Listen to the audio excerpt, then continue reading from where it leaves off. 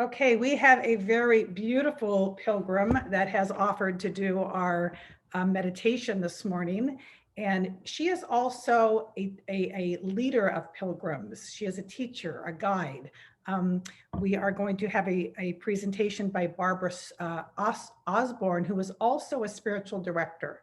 So Barbara, if you would like to unmute yourself, we look forward to hearing from you. Thank you, Helene. That was a beautiful song and slideshow.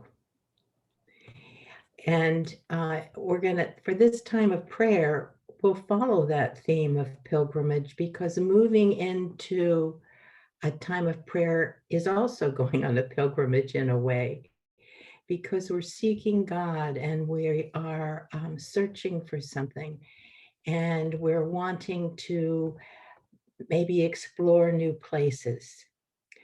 So for this time of prayer, I'm going to be using some of the principles that Matthew Kelly. There is a Thomas Kelly who is a Quaker mystic, and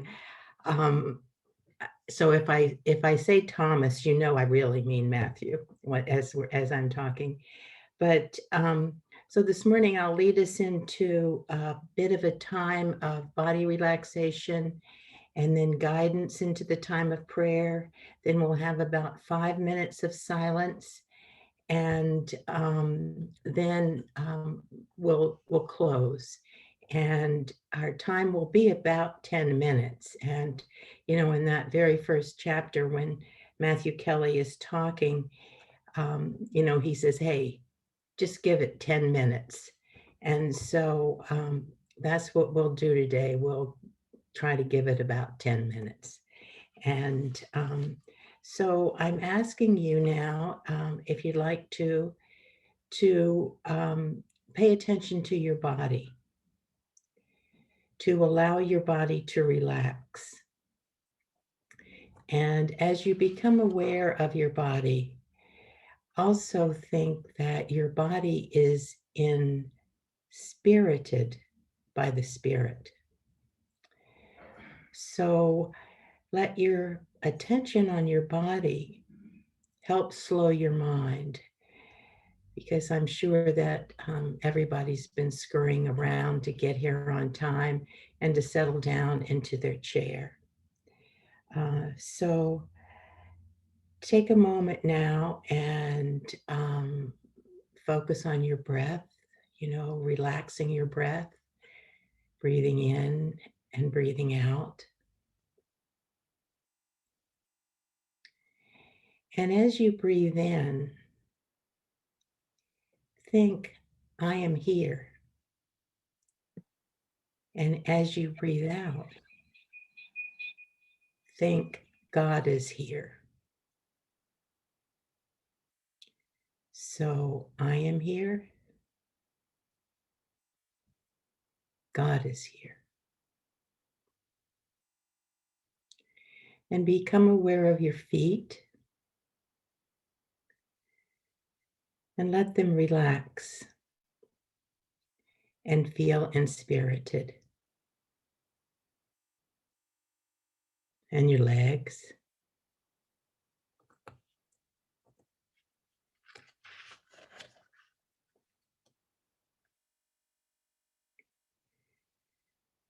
Relax.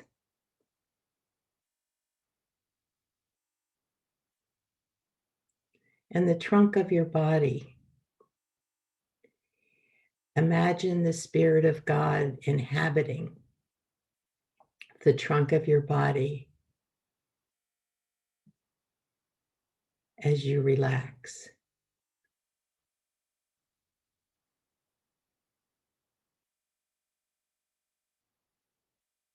Your spine.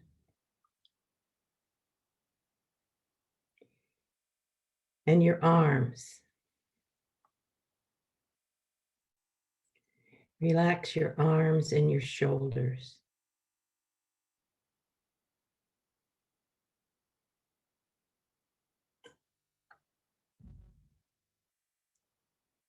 And your neck.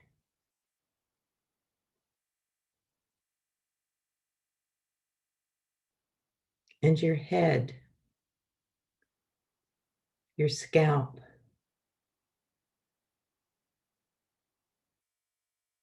your eyes, your mouth, your tongue, your jaws, all relaxed.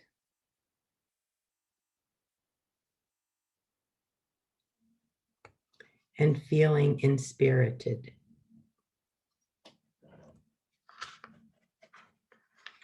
And again, notice your breath. And as you breathe in, you can say, I am here. And as you breathe out, God is here.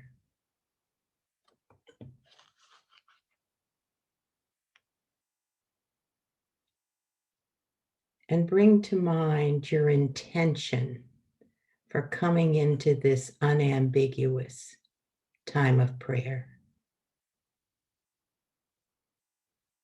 Kelly talks about availability, openness, surrender.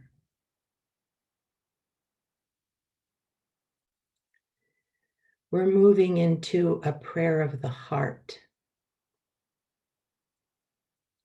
This is a time, your time, to be heart to heart with God.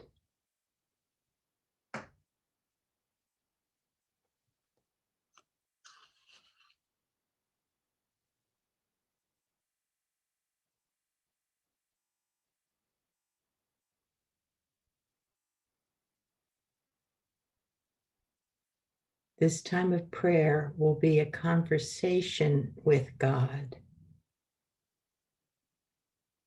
a focus on your relationship with God.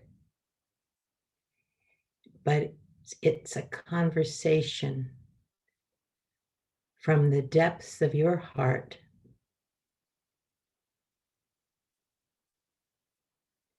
to God's heart, the magnificence of God's heart with your heart. So let's let that take us into some minutes of silence.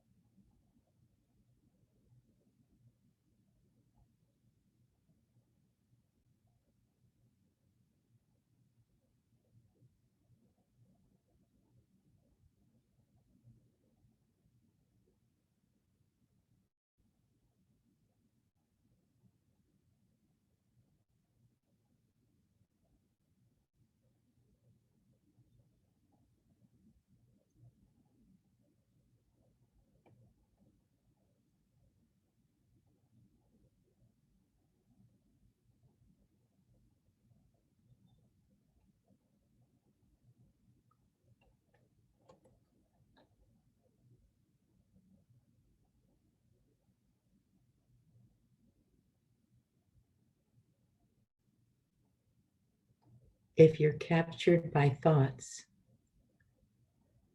just return to your breath. God is here. I am here.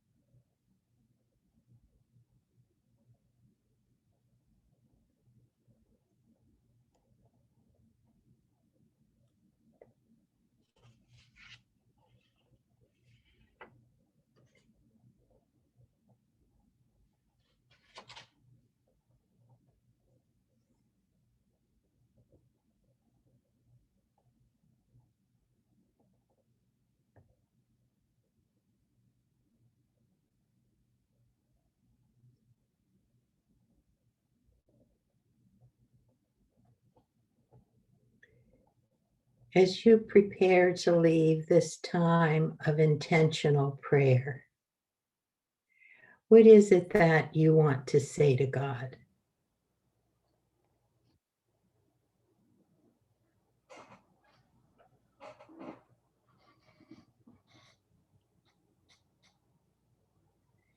And what might you like to say to God of how you will continue this availability into the rest of your day?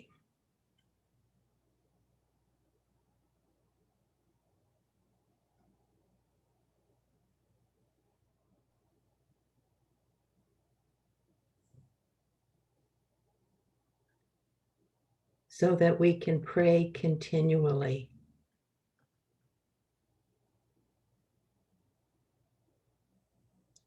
It helps to remember that God is here in this moment. And when I stop to think about that, kind of blows me away. You know, I usually go through most of my days not remembering, oh my goodness, God is right here, right now. Pretty cool. So,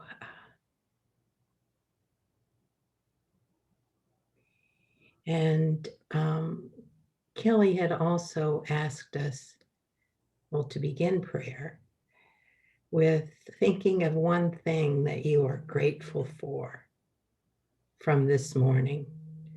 So if you could just let that come to mind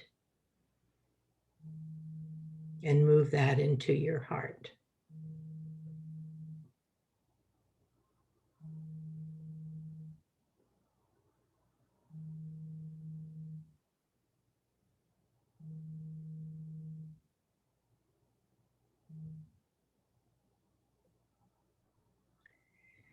My little prayer that I've said since childhood, that I'll end this time with, is, may every moment of this day be an act of love for thee, O Lord my God. Amen. Thank you. Amen. Barbara, thank you so much for that, time of peace and quiet and prayer. And truly thank you for your calming presence, your beautiful face, your silken voice. That was a gift to all of us. And that might have been the first 5 or 10 minutes that I've spent in quiet in several weeks. So pure gift to me. Thank you very, very much.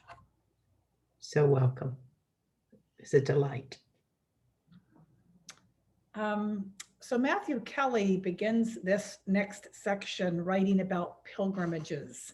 And people who go on pilgrimage are pilgrims, just like each and every one of us. A pilgrim is typically a person who journeys to a sacred place for a religious experience, or for a religious reason. To me, a person who is a pilgrim is a seeker. And so I ask, what are they seeking? In Jesus's times, great many people followed him. And what were they seeking? Many, I believe, came for his teachings, for his inspiration, his compassion, his kindness. Others, I think, came just to witness to his performance of miracles, or maybe they came to be healed themselves. So I know many of you have made pilgrimages to places close by and far away. Close by, like during a holy year when we can pilgrimage to a local cathedral for indulgences, or like last year when we all went to the Vatican Museum of the Sistine Chapel. But is it truly indulgences we're seeking? Far away pilgrimages, why do they go so far? To witness a miraculous sight, a visionary sight, or are we looking to be healed ourselves? I've spoken before many times about the difference between being healed and being cured. Jesus literally cured many people, but he brought healing to innumerable amounts of people. To heal, to become sound or healthy again, to alleviate a person's distress or anguish. So I've been on many pilgrimages in my life thus far. So then I asked myself, well, why did I go? What was I seeking? I think in the beginning, I might have been seeking proof that this really happened. Later, I was fascinated by the mystery and in some cases, the majesty of what I saw and what I experienced. My most difficult pilgrimage was walking the Camino, a 500-mile journey from Saint Jean Pied de Port in France to Santiago de Compostela in Spain. But with that pilgrimage, I walked with a purpose and a prayer. The purpose was to bring healing to my family.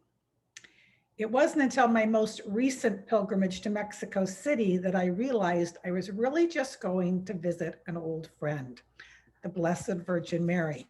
I had visited her in many other locations.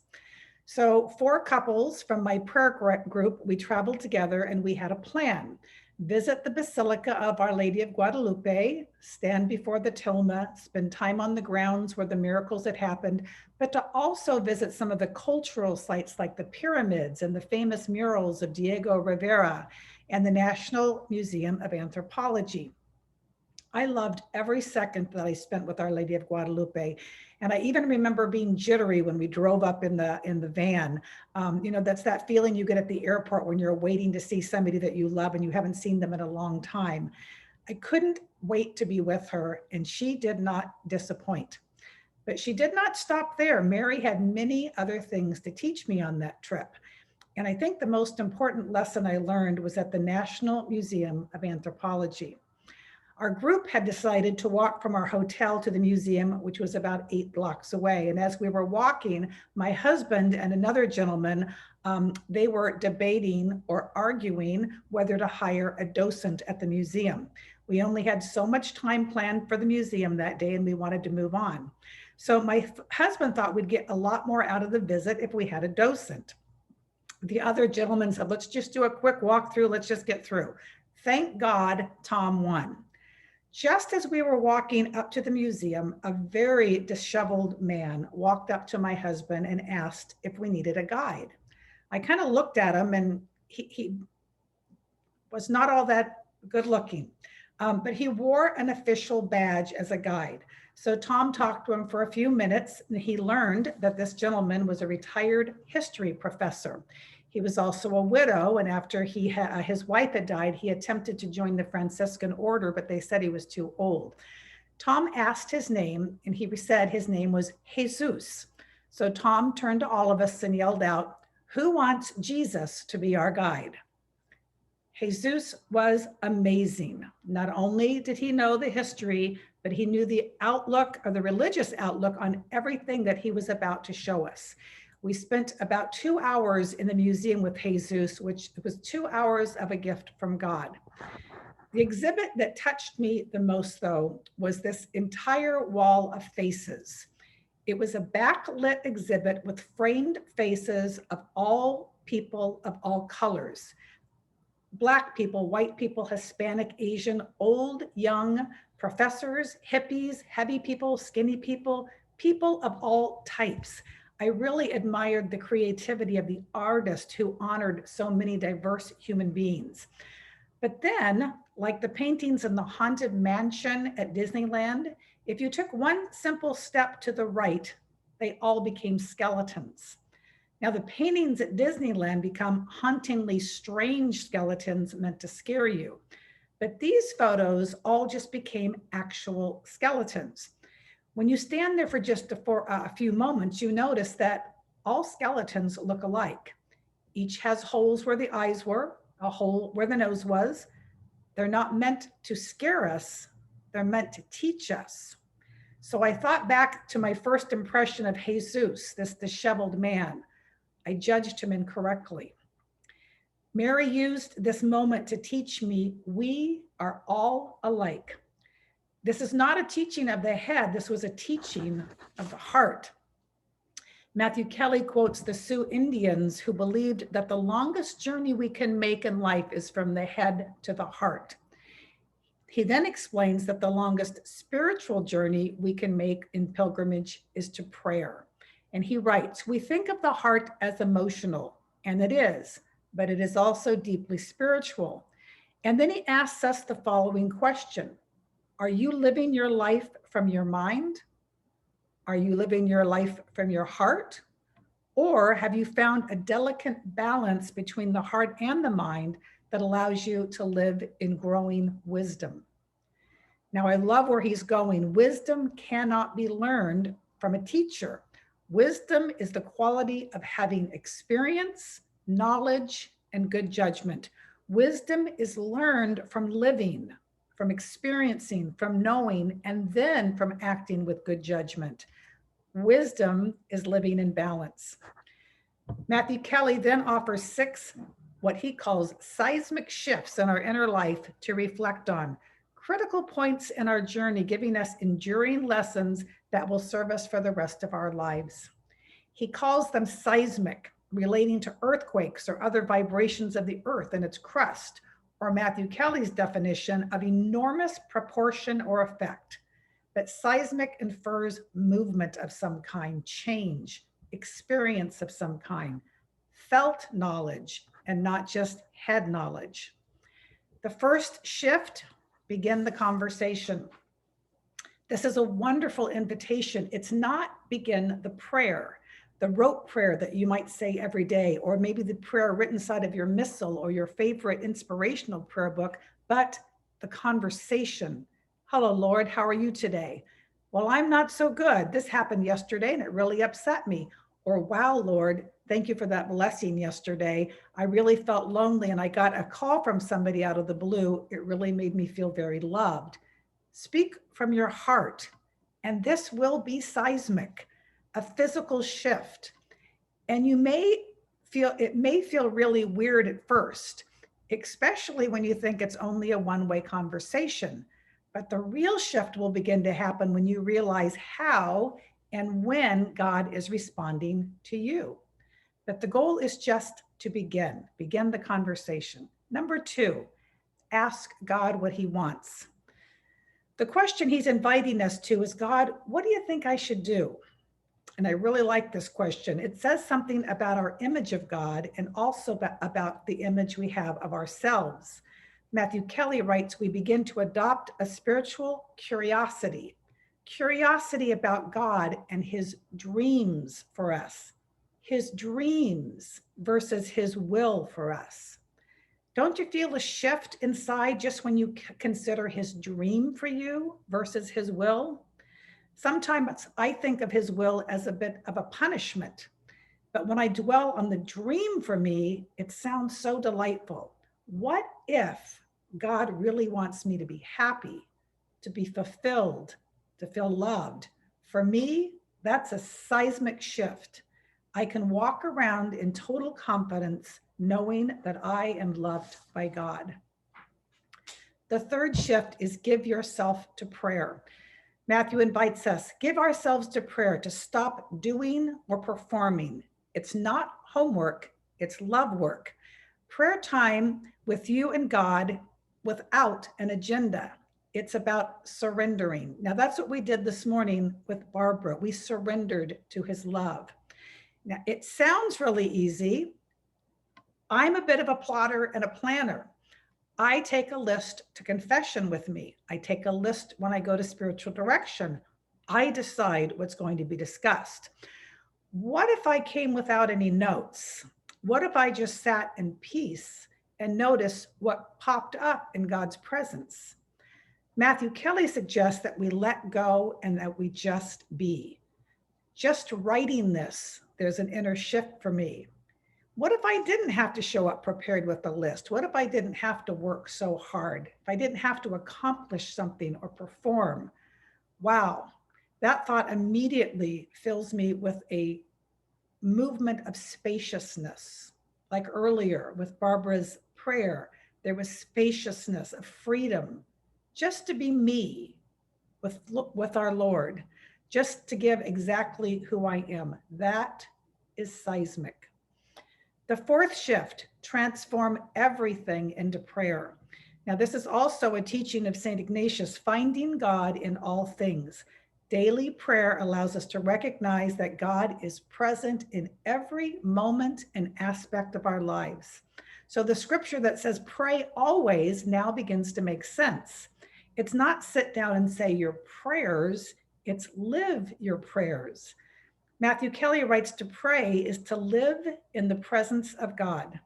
And as we commit ourselves to daily prayer or to spiritual senses, our spiritual senses begin to awaken and we become more aware of God's presence at our side throughout the day.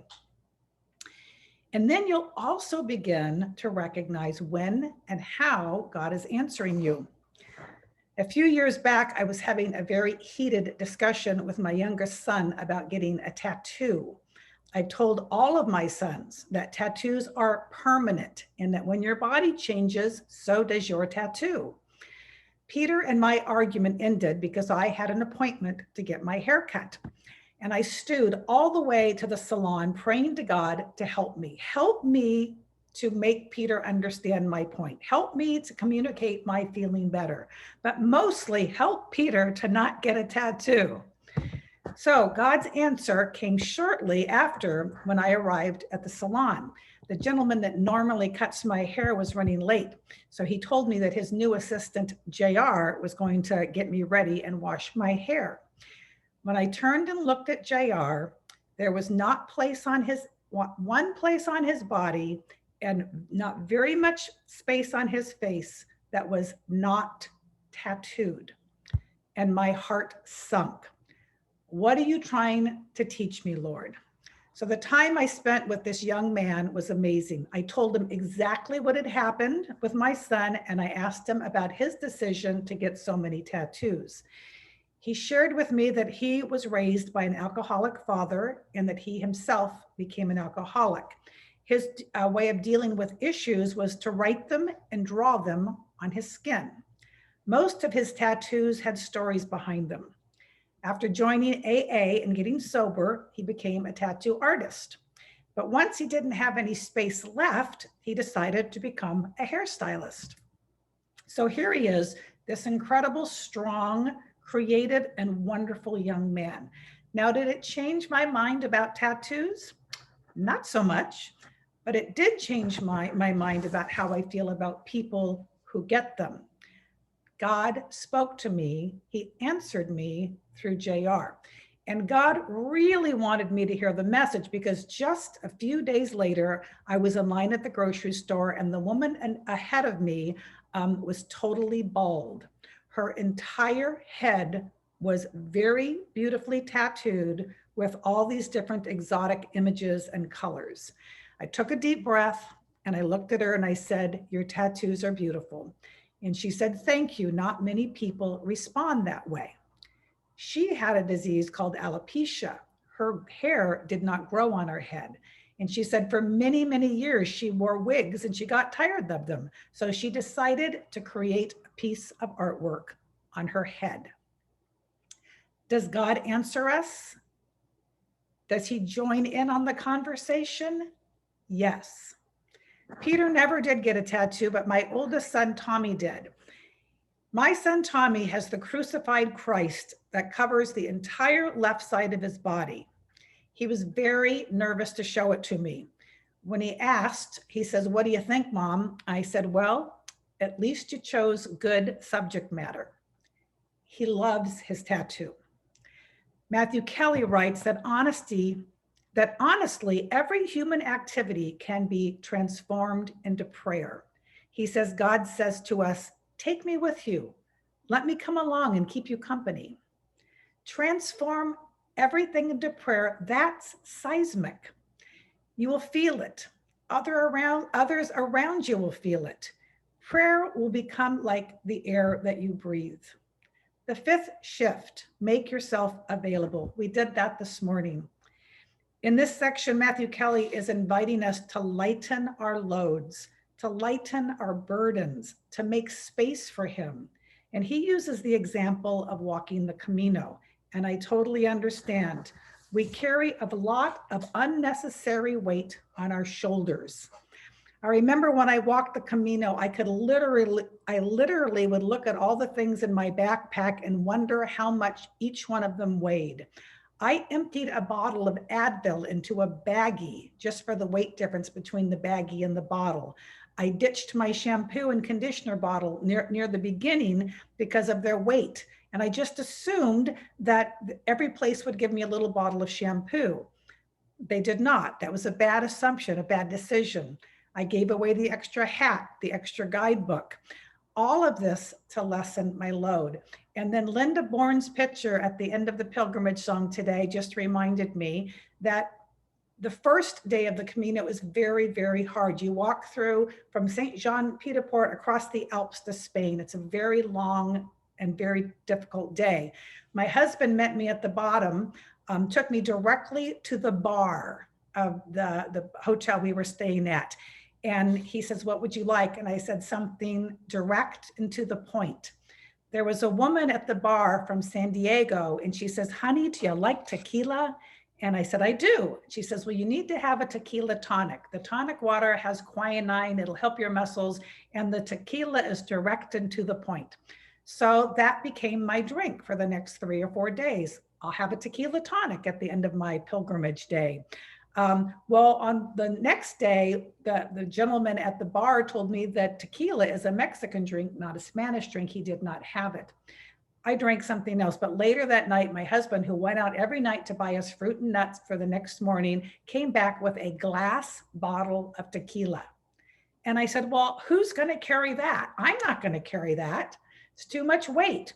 But then I thought, well, I have a good idea. I took the bladder out of my backpack and I dumped out the water and I filled it with tequila. So every night at the end of the day, I would take my little squirter and I'd squirt some tequila in my glass and order a tonic water. It lasted almost the whole trip. So thank you, Linda Bourne, for that memory. But it's the weight that we carry on a daily basis that makes us less available. Matthew Kelly writes, "We fill our life with stuff, material possessions, social commitments, a disappropriate attachment to our work, an obsessive hobby, and they create obstacles between us and God, and they prevent us," I love this, "they prevent us from the ecstasy of emptying ourselves and allowing God to fill us up." Ecstasy is a seismic movement. Ecstasy being overwhelming feeling of great happiness or joyful excitement. The sixth shift, just keep showing up. And I love this line, just keep showing up. It literally are the words I used when my kids were in college and they were struggling. I said, just keep showing up. You may learn something. Your teacher's there for additional help. Participation is a part of your grade. It's the same message the old priest said to Matthew Kelly, just keep showing up. I'm speaking plainly, no hidden meanings, boy. Just keep showing up. Show up each day, regardless of how you feel or if it's convenient. Just show up and let God work on you. Matthew Kelly says the seismic shift happens when you realize that your daily prayer is no longer a daily decision, but a commitment of love. Love begets love. So let's go into our small faith sharing groups now and continue this seismic conversation of love. On my Facebook page. Where did you get the pictures, Helene? Well, some of them I had from events that we did for Free to Be. Right. And others I went and I grabbed them from I wanted more pictures. So excuse me if I grabbed a picture you don't like. I apologize. Oh, no. I had a no. better picture than I've ever, I have to find that picture. I don't know where the heck I put that picture. Now, are we going to be able to see that? Well, you know what I'm going to do? I decided I had a closing prayer, but I decided that was so wonderful looking at it. Filled me with so much joy on top of what Barbara offered us. I've been glowing ever since. So I'm going to play our closing prayer is going to be the slideshow again. Oh, Oh, goody. good. Oh, nice. Helene, Just record it because it'll block the whole meeting. So I'm going to stop my recording now.